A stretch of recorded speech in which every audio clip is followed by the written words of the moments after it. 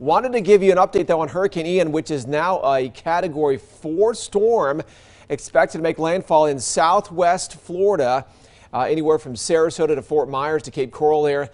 So unfortunately, a dangerous storm heading into Florida, making landfall later on today. That will still cross through central Florida and then head into the Carolinas by Friday, heading into our region here this weekend. So what that means that we're still anticipating some heavy rain on Saturday. Still looking at the potential for some flooding, especially in across the Blue Ridge Mountains here. North Carolina side of the mountains, we'll see even more rain. So we're still focusing on the impacts right now, and then of course into the weekend. We'll get to more on that, of course, coming up in the forecast in just a couple minutes.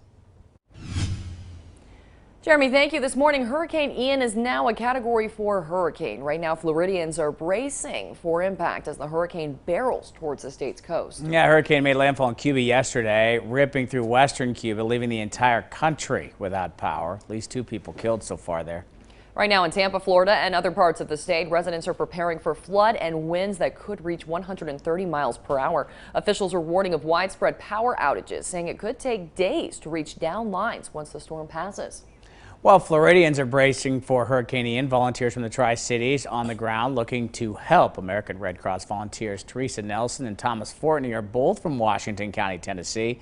They're supporting an evacuation shelter in Tampa. Well, this is Nelson's first deployment. Fortney says he's had time to help several times.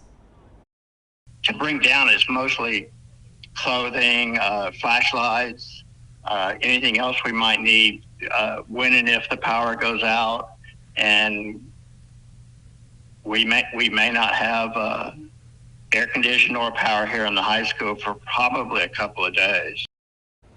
Fortney and Nelson say they plan to stay in Florida for the next 2 weeks, but are prepared to stay longer if needed. Forecasters expect Hurricane Ian to make landfall along Florida's landfall later today.